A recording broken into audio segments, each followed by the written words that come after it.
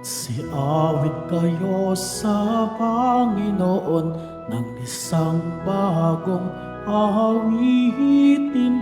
Magsiawit kayo sa Panginoon buong sandaigdigan. Awitan ang Panginoon at purihin ang kaniyang ngalan. Ipahayag ang kaniyang pagliligtas sa lahat ng panahon. Magsiawit kayo sa Panginoon ng isang bagong awitin. Magsiawit kayo sa Panginoon buong sandaigdigan. Sa ngalan ng Ama, ng Anak at ng Espiritu Santo, Amen. ang pagpapala ng ating Panginoong Jesucristo, ang pag-ibig ng Diyos Ama, ang pagkikipagkaisa ng Espiritu Santo ay sumainyong lahat. At sumaiyo rin. Magandang umaga mga kapatid. Gandang umaga po, Papa. Sa araw na ito, patuloy tayong magpasalamat sa mga biyayang kaloob ng Diyos sa atin. Tandaan nito, ating itaas ang ating mga personal na kahilingan sa misang ito at ang mga humihingi ng panalangin. Taglay ang pusong mapagpasalamat. Halina mga kapatid, buong kababaang loob nating aminin ang ating mga kasalanan at humingi ng kapatawaran. Inaamin ko Sa makapangyarihang Diyos at sa inyo mga kapatid, na lubha akong nagkasala sa isip, sa salita, sa gawa, at sa aking pagkukulang. Kaya isinasamo ko sa mahal na Birheng Maria, sa lahat ng mga anghel at mga banal, at sa inyo mga kapatid, na ako'y ipanalangin sa Panginoong ating Diyos. Kawan tayo ng makapangyarihang Diyos, patawarin tayo sa ating mga kasalanan at patnubayan tayo sa buhay na walang hanggan. Amen. Manalangin tayo. Ama naming makapangyarihan, ipagkaloob mong maitaguyod ang salita ang sanlibutan na matiwasay na pag-iral ayon sa layunin mo para sa aming kapakanan. Sa pagsamba sa iyo ng may panatag na kalooban, sa pamamagitan ni Jesucristo kasama ng Espiritu Santo, magpas sa walang hanggan. Amen. Magsiupo muna po ang lahat. Pagbasa mula sa aklat ni Sirach. Laging tinatanggap ng Diyos ang nagbabalik loob at inaaliw ang nawawalan ng pag-asa. Iwan mo na ang kasalanan at lumapit ka sa Panginoon. Magmakaamo ka sa Kanya at mapapawi ang iyong sala. Manumbalik ka na sa kataas-taasan.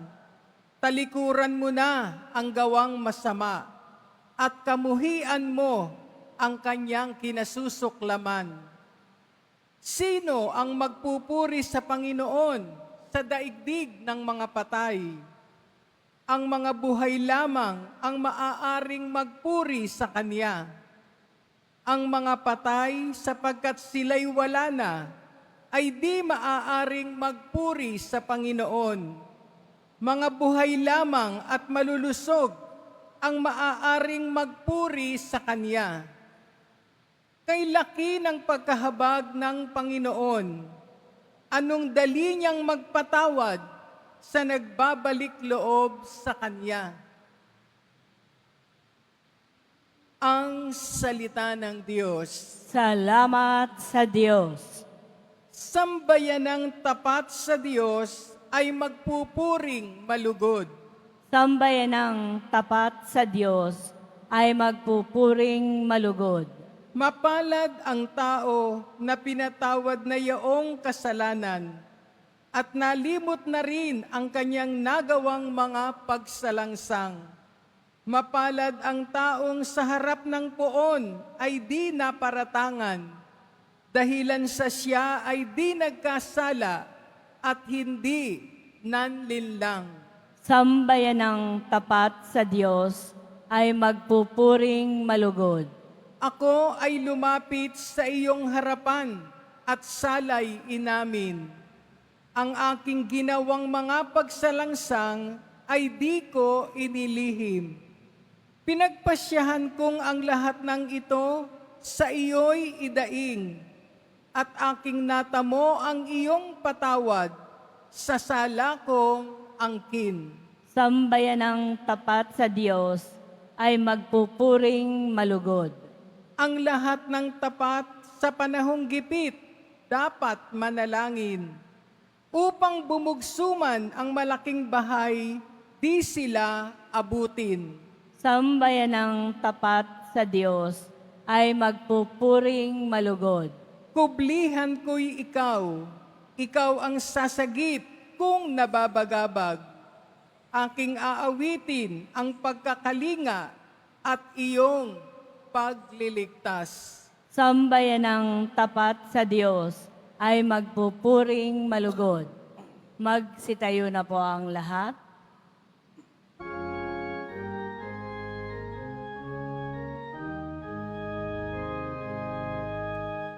Hallelujah, Hallelujah, Hallelujah,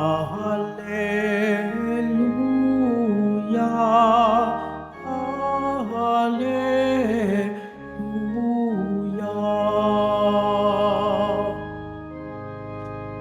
Si Kristo ay naging dukha upang tayo'y managana sa bigay niyang pagpapala. Hallelujah, Hallelujah, Hallelujah,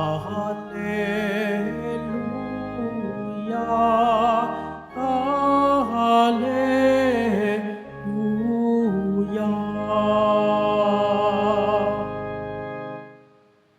Sumainyo ang Panginoon.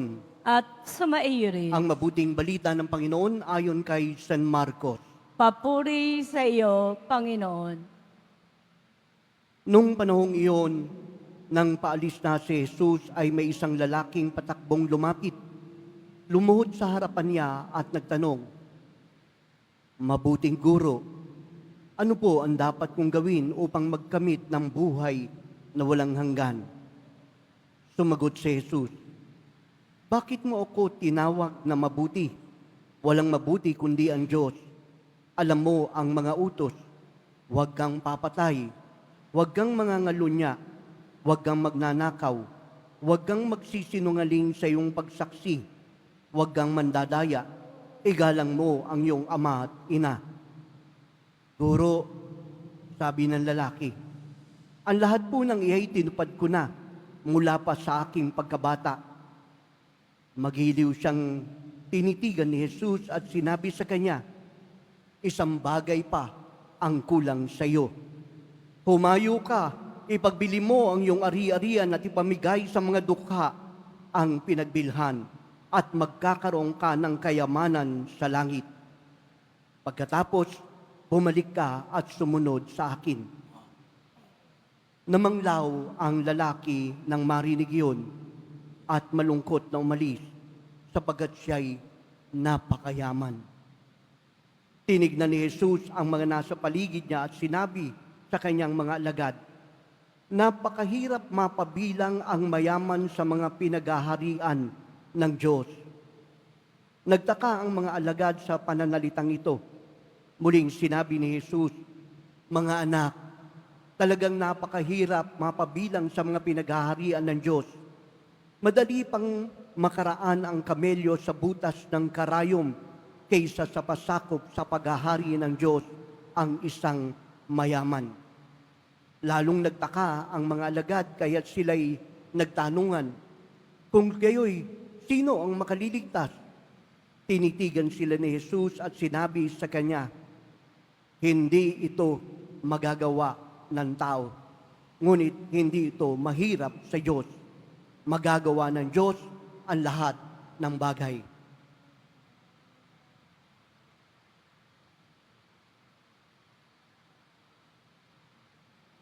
Mga kapatid, ang mabuting balita ng Panginoon. Pinupuri ka namin, Panginoong Heso Kristo. Magsipo muna po ang lahat. Muli, magandang umaga po sa inyong lahat, mga kapatid. Gandang umaga po, Father. Alam niyo po, siguro tinatanong natin, wala namang masama kung halimbawang tayo po ay magnais at magkaroon ng pera o kayamanan. At lalong walang masama kung maging mayaman po talaga tayo. Pero ano po ba yung dahilan? Ano po yung tinitignan po natin? Dahil kung kaya naman, ang kayamanan ay naging balakid sa tinatawag nating paghahari ng Diyos. Ang ganda po ng tanong with good intention yung tanong nitong taong to. Guro, paano po ba ako makapapasok sa paghahari ng Diyos? Alam niyo po, ito pong taong to, mabuting tao to Bakit po? Lahat sinusunod niya, isa-isa, ginagawa po niya. Hindi siya lumalabag sa batas. Nga lang po, may mga pagkukulang na dapat pong panugutan ang lalaking to. Ano po ito? Alam niyo po mga kapatid, minsan nakala po natin lahat na ng bagay ginawa na natin para sa Panginoon, kaya naman tayo ay nagiging karapat-dapat. Pero ang bagay na sinasabi po sa Ebanghelyo natin ay ito, yung pong tinatawag nating sin of omission. Yung dapat ginawa mo pero hindi mo ginawa dahil ang akala mo sapat na ang ginagawa mo. Kaya naman, ito pong lalaki pong ito, ang kanyang iniisip, siya ay mabuti na at ang kanyang pamantayan sa kanyang pagsunod sa Diyos ay ang tinatawag niyang pag-iwas sa masama. Pero kulang pa pala. At ang kakulangan po nito ay ang paggawa ng kabutihan. Tayo pong lahat, maganda ang intensyon natin, mabuti ang iniisip natin. Ngunit pagdating sa ating paggawa at pagdating sa ating application, dito po tayo nagkukulang. Kaya sa ikalawang bahagi ng Ebanghelyo, meron pong sinasabi rito at ang lalaki pong ito ay naging napakahirap sa pagtugon sa tinatawag na panawagan ng Diyos. Ito po yung pagpapahalaga sa kayamanan. Kaya ang description po ng Ebanghelyo, ano po ang sabi? Nung sinabi ni Jesus, pagbili mo ang lahat ng kayamanan mo at matapos mong pagbili ang iyong kayamanan, sumunod ka sa akin. Ano po yung description? Yumuko ang lalaki at talagang namanglaw ang muka dahil siya ay lubhang mayaman. Mga kapatid, doon pala tayo susubukin ng Diyos May kakayanan po ba tayo nang ibinigay ng Diyos sa ating biyaya ay ibigay din natin sa mga kapatid nating nangangailangan? Ito po yung mas mahirap. Bakit po? Kasi meron po tayong dapat harapin sa ating sarili kung kaya't nagiging mahirap ang pagbibigay at pagbabahagi natin sa ating mga pagpapalang tinanggap o sa ating kayamanan. Ano po ito? Dahil tayo po ay naging attached na doon sa kayamanang mayroon po tayo. Ang naging problema po natin, instead of possessing the things na ibinigay ng Diyos sa atin, tayo po ang naposes ng mga biyayang pinagkaloob sa atin. Ayaw na nating i-let go. Kaya ang hamon po sa atin ay ito. Nagbigay po si Jesus ng tinatawag na antidote. Nang sa gayon, hindi maging mahirap ang pagsunod sa Diyos at maging madali ang pagbibigay. Ano po yung antidote po ito? Ang sinasabing detachment. Ang detachment po ang magbibigay saysay sa atin at magpapalakas sa ating pananampalataya nang sa gayon patuloy tayong makasunod sa kalooban ng Diyos. Tingnan ko po kayo ng halimbawa. Kapag tayo po'y nagnanais na pumanik ng isang bundok, siyempre, ano po yung dapat natin gawin? Papanik tayo. Pero kung marami tayong taglay-taglay at buhat-buhat, magiging mabigat ang pagpanik sa bundok. Alam po natin, ang goal po natin, doon mismo makarating tayo sa tuktok ng bundok at doon mas makita natin ang tunay na pakikipag-ugnayan sa Diyos. Meron po tayong dapat iwan. Yung po yung mga bagahe nang sa gayon, hindi maging mahirap ang pagpanik sa bundok. Iiwan mo kung ano ang naka-attach sa iyo. At nang sa gayon, habang pumapanik ka, magiging magaang ang paglapit at pagdulog mo sa Diyos. Ito po yung sinasabi sa detachment. Sinasabi sa ating, iwan mo kung anuman ang bagay na nagpapabigat sa iyo nang ikaw ay maging attached sa tunay na intensyon at destinasyon ng buhay mo. At yan ay walang iba kung hindi ang Diyos. Alam niyo po mga kapatid, ang kalaban po natin, hindi ang ibang tao. Ang kalaban po natin is the chain of greed. No wonder, marami po sa atin ang nagnanais tumakbo at sa pamamagitan ng tinatawag nating pagkakandidato ay nais nating makapaglingkod. Ngunit yung mga naglilingkod, iniisip naman po nilang maglingkod ng maglingkod. Pero in the end, kinakain na rin po ng tinatawag na greed. At ito mismo ang nagiging dahilan kung kaya't nagiging nalilimutan ang pagtugon sa panawagan ng Diyos. Kaya sa araw pong ito, mga kapatid, this gospel is not just addressed sa mga mayayaman. Ito po ay address sa ating pong lahat. Doon po sa tinatawag po nating greediness natin, sa pagnanais nating makagkaroon at hindi sa pagkilala ng tinatawag na tayong bibiyayaan tayo ng Panginoon sa oras ng ating pangangailangan. Kaya sa Ebanghelyo, isa po itong napakagandang reminder. Kung nais po nating maging mayaman, unahin po natin ang Panginoon dahil siya mismo ang magbibigay ng tunay na kayamanan at siya mismo ang magpapala sa atin. In the end, ito po ay isang paalala sa atin, seek first the kingdom of God. At anuman ang kailangan mo ay ipagkakaloob ng Diyos sa iyo. Amen. Magsitayo na po ang lahat.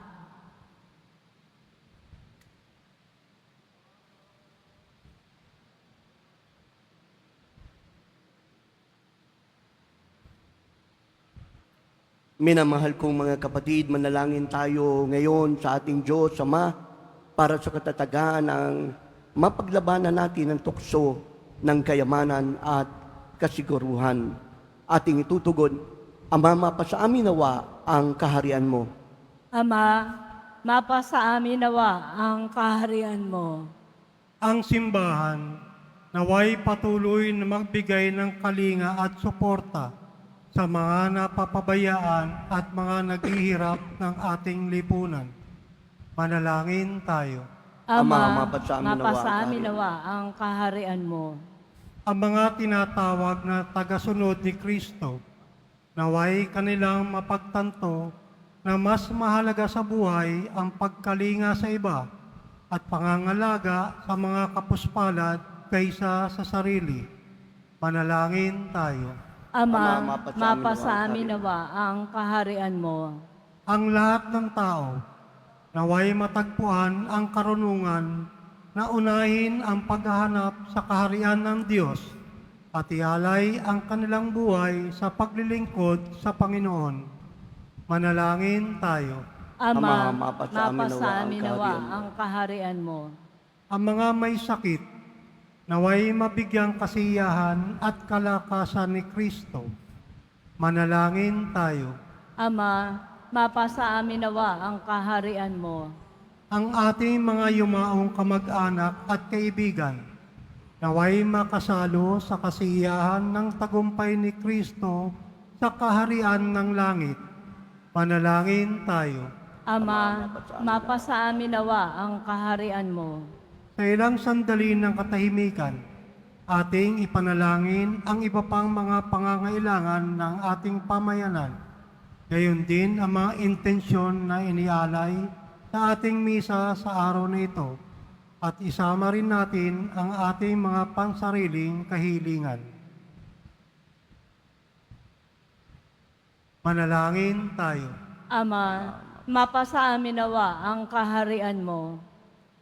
Magkalangit na Ama, bigyan mo kami ng kalakasan ng loob na mamuhay sa kadukaan sa Espiritu at sumunod sa halimbawa ni Kristo na naging duka upang kami ay umunlad. Inihiling namin ito sa magitan ni Kristo, aming Panginoon. Amen. Magsiupo muna po ang lahat.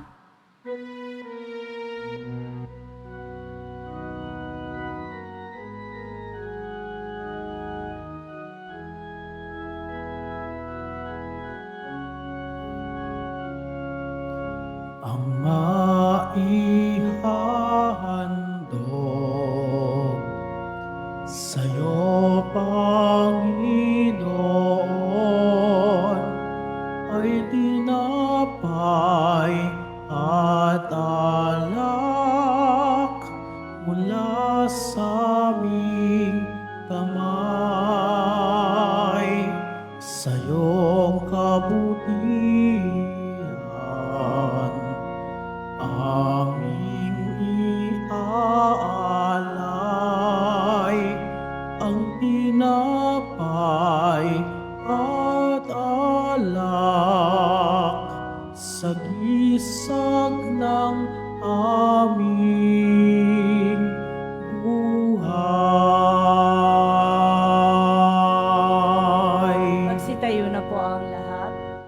Manalangin kayo mga kapatid upang ating paghahain ay maging kalugod-lugod sa Diyos amang makapangyarihan sa lahat.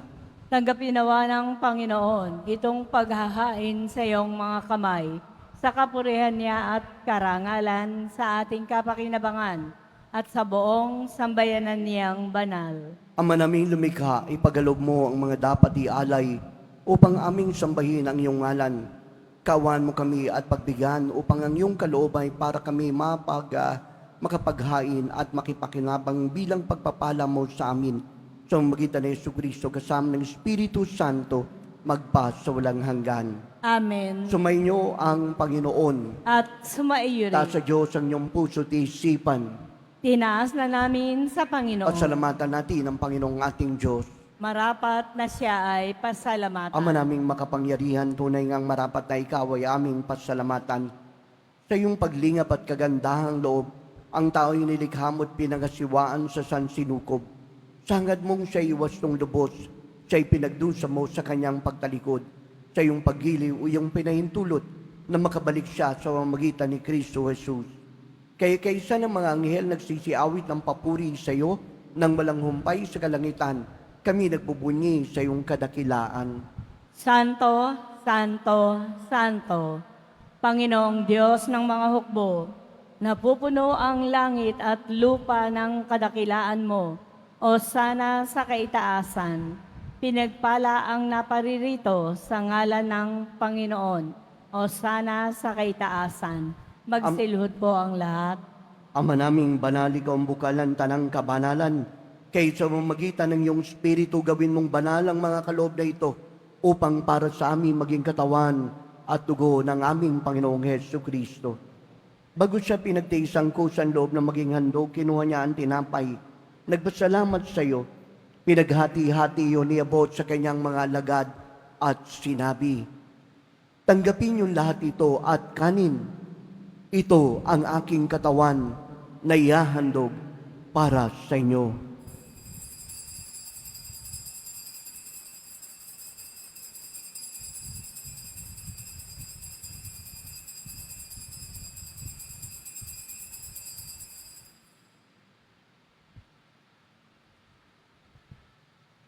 Ganon din naman nang matapos ang hapunan, kinuha niya ang kalis. Muling nagpasalamat sa iyo.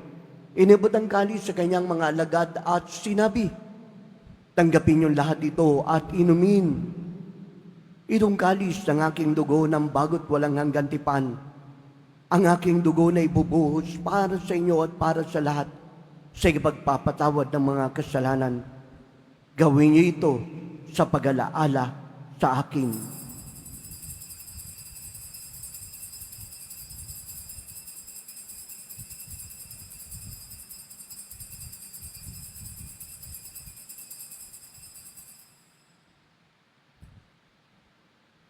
Magsitayo na po ang lahat. Ipagbunyi natin ang misteryo ng pananampalataya. Si Kristo'y namatay, si Kristo'y nabuhay, si Kristo'y babalik sa wakas ng panahon. Ang mga ginagawa namin ngayon ang pag-alala sa pagamatay at muli ang pagkabuhay ng iyong anak. Kaya nialay namin sa iyo ang tinapay na nagbibigay buhay, ang kalis na nagkakalob ng kaligtasan. Kami nagpapasalamat dahil minarapat mo kami tumayo sa harap mo para maglingkod sa iyo. Sinasamo namin kami magkasalo-salo sa katawan at dugo ni Kristo ay mabuklod sa pagkakaisa sa pamamagitan ng Espiritu Santo. Ang malingapin mo ang simbahang laganap sa buong daigdig. Puspusin mo kami sa pag-ibig. Kaysa ni Francisco na aming Papa, ni Jose na aming Obispo, lahat ng mga pari, mga religyoso, diakono at intensyon ng iyong bayan. Alalahanin mo rin mga kapatid namin na himlay na may pag-asang sila'y muling mabubuhay. Gayon din ang lahat ng mga pumanaw. Kawan mo sila at patuloyin sa iyong kaliwanagan. Kawan mo at pagindapating kami lahat na magkasalo sa iyong buhay na walang wakas. Kaysa ng mahalabiring Maria, ina ng Diyos, ng kabiyak niyang pusong si Jose, kaysa ng mga apostol at ng lahat ng mga banal, San Juan Bautista, na namuhay dito sa daigdig ng kalugod-lugod sa iyo. May pagdiwang nawa namin pagpupuri sa kararangal mo sa pamamagitan ng iyong anak, naming Panginoong Hesu Kristo. Sa pamamagitan ni Kristo, kasama niya at sa Kanya, ang lahat ng parangal at papuri ay sa iyo, Diyos amang makapangyarihan, kasama ng Espiritu Santo, magpa sa walang hanggan. Amen. Sa tagubili ng nanakagagaling na utos at turo ni Jesus, Panginoon natin at Diyos, buong pag-ibig nating pahayag ng lakas loob. Ama namin, Amin. Sumasalangit ka, sambahin ang ngalan mo, mapasa amin ang kaharian mo, sundin ang loob mo dito sa lupa para nang sa langit. Bigyan mo kami ngayon ng aming kakanin sa araw-araw at patawarin mo kami sa aming mga sala para ng pagpapatawad namin sa nagkakasala sa amin. At huwag mo kaming ipaintulot sa tukso at iadya mo kami sa lahat ng masama. hinihiling namin kami adya sa lahat ng masama, pagaraban ng kapayapaan araw-araw, ligtas sa kasalanan, layo sa lahat ng kapahamakan, samantalang aming pinananabikan ang dakilang araw ng pagpapahayag ng tagapagligtas naming si Jesu Kristo. Sapagkat iyo ang kaharian at ang kapangyarihan at ang kapurihan magpakailanman. Amen. Mga kapatid, dalhin ang manalangin para sa kapayapaan, kapayapaan sa buong mundo, kapayapaan sa ating bayan, kapayapaan sa ating tahanan, kapayapaan sa ating puso.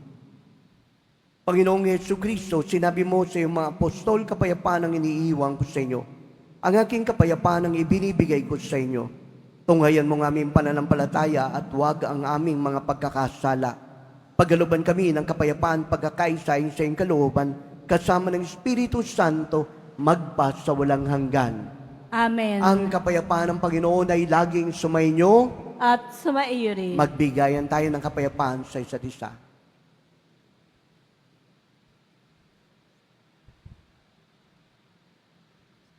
Kordero ng Diyos, na nag-aalis ng mga kasalanan ng sanlibutan, maawa ka sa amin. Kordero ng Diyos na nag-aalis ng mga kasalanan ng sanlibutan, maawa ka sa amin. Kordero ng Diyos na nag-aalis ng mga kasalanan ng sanlibutan, ipagkaloob mo sa amin ang kapayapaan. Magsilud po ang lahat. Ito ang kordero ng Diyos. Ito siyang nag-aalis sa mga kasalanan ng sanlibutan. Mapapalad ang sa kanya'y patuloy na tumatanggap. Panginoon, hindi ako karapat-dapat na magpatuloy sa iyo, ngunit sa isang salita mo lamang ay gagaling na ako.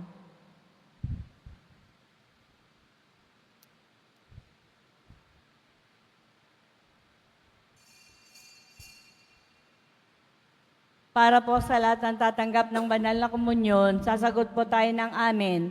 Pagkasabi po ng pare o ng lay ministers ng katawan ni Kristo, at isubo po agad sa bibig bago mali sa harapan ng pare o ng lay ministers. Sumunod po tayo at maraming salamat po.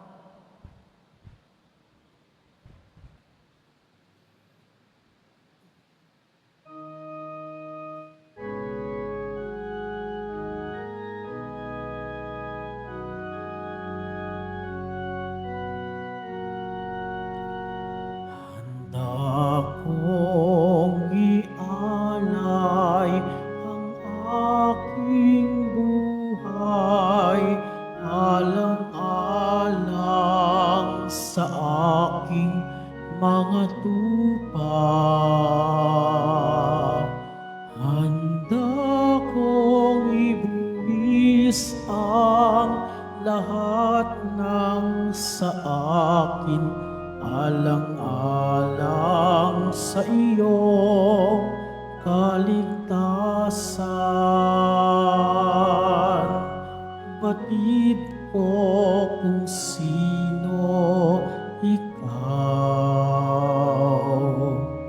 akong pastol mong sa'yo'y nag-alaga. Batid mo rin kung sino ako, na nagmamahal sa iyong lubos. Handa kong ialay ang aking buhay, alang-alang sa aking mga tupa. Handa kong ibuwis ang lahat ng sa akin, alang-alang sa iyong kaligtasan. Kahit na mawalay sa aking piling, ikaw ay aking hahanapin. At kapag ika'y natagpuan, pauwi sa balikat ko'y ipapasan. Handa kong ialay ang aking buhay, alang-alang sa aking mga tupa.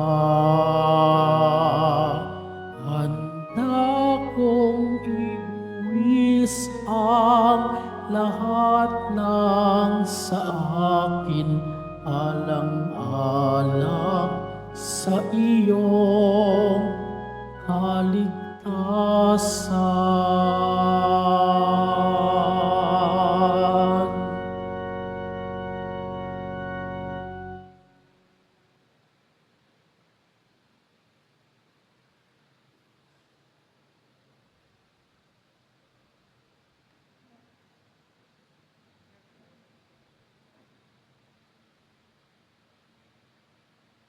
Announcement. Ang lahat po ay inaanyayahan, lalo na po ang mga may sakit o may karamdaman sa ating healing mass and service sa darating po na Marso 6, 2025. Sa Webes po ito, sa ganap na 6 ng gabi. Makiisa po tayong lahat. Mga paalala po sa mga nagsisimba. Pagkatapos po ng misa, wiwisikan po ang lahat ng banal na tubig. Pinakikiusapan po ang lahat na manatili lamang muna po sa inyong mga lugar. At tanging sa Quezon Boulevard o sa Plaza San Juan lamang po ang labasan ng lahat. Sumunod po tayo. Maraming salamat po sa inyong pagdalaw at pagsisimba sa Basilica Menor at pambansang dambana ni Jesus Nazareno. Magsitayo na po ang lahat. Manalangin tayo. Ama naming mapagmahal, kaming iyong pinapakinabang ay iyong kaawaan upang aming pinagsaluhan ay magdulot na aming pakikilahok sa iyong buhay na hindi matatapos. Iniluluhog namin ito sa magitan ni Jesucristo kasama ng Espiritu Santo magpa sa walang hanggan. Amen. Sumainyo ang Panginoon. At sumaiyo rin. Pagbabasbas ng Poong Jesus Nazareno. Mahal na Poong Jesus Nazareno, inihayag mo sa magitan ng krus ang walang maliw na pag-ibig ng Diyos sa sangkatauhan. Pakinggan mo ang kahilingan lalo na para sa mga nangangailangan ng iyong tulong at awa na ngayon ay dumudulog sa iyo. Makamtanawa namin ang iyong kasagutan ng may utang na loob na tinatanaw. Nihiling naming basbasan mo rin ang mga imahen, dasalan, sampunang kanilang mga kahilingan at panalangin upang lalo kaming manalangin at magtiwala. Sa pamamagitan ng bendisyon na ito, naway lalo kaming maging mapaglingkod, masunurin, mapagmahal at tapat sa iyo, aming maluwalhating Panginoon, magpas sa walang hanggan. Amen. At pagpalain kayo ng makapangyarihang Diyos, Ama, Anak, at Espiritu Santo. Amen. Humayo kayong taglayang kapayapaan ng Poong Jesus Nazareno. Salamat sa Diyos.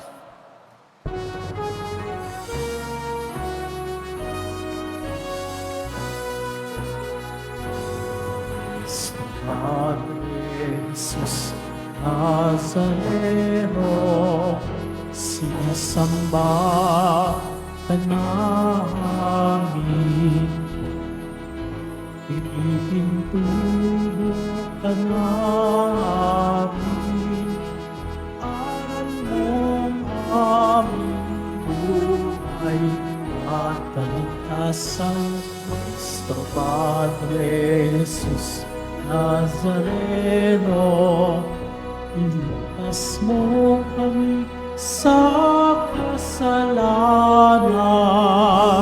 Ang krus mo pinamatayan ay sagisag ng aming kaligtasan.